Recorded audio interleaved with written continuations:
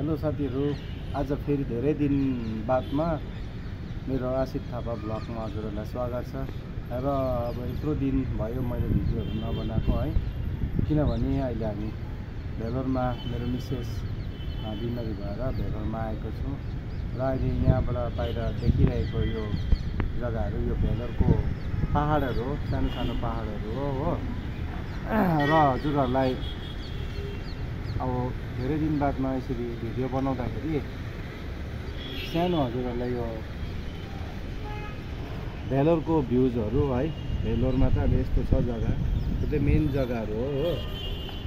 भेलोरको बिल्डिङहरू यो सबै पनि बिल्डिङहरू देखिरहेको छ, यो सबै लजहरू हो, जो त अब यो सिएमसी हस्पिटलमा आएर त होइन यहाँनिर चाहिँ बस्ने गर्छ है।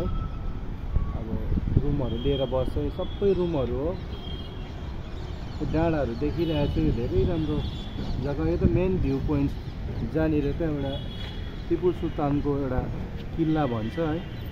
यो पर देख्नु भएको यो मस्जिद हो, जहाँनिर चाहिँ अब टिपु सुल्तानले अब त्यो माथि देखेको होइन, माथि देखेको किल्ला छ त्यहाँनिर पनि, जहाँबाट चाहिँ अब ब्रिटिसहरूलाई त अब आउँदाखेरि त अब हेर्ने जग्गाहरू योहरू है। जति पनि बिल्डिङहरू देख्नुहुन्छ सबै लज हो, लजहरू छ। र यो भ्युजहरू हेर्दै गर्नुहोस्। र अहिले हामी पनि यहाँ हाम्रो रुमको छतमा आएर है, मेरो वाइफ र म चाहिँ अब यहाँनिर रुमको छतमा आएर चाहिँ यहाँ त अलिक धेरै शीतल हुन्छ क्या। दिउँसो चाहिँ एकदमै यहाँनिर बस्नु सक्दैन हो, दिउँसो चाहिँ गरमले गर्दाखेरि ज्यादा गरम हुन्छ, किनभने चाहिँ यहाँको टेम्परेचर चाहिँ एकदमै हिट छ दार्जिलिङहरूको भन्दाखेरि चाहिँ हो, किनभने भेलोर जग्गा तामिलनाडु हो। र अहिले हामी यहाँ शीतल ताप्दैछु, अन्त बसिरहेको छु यहाँनिर।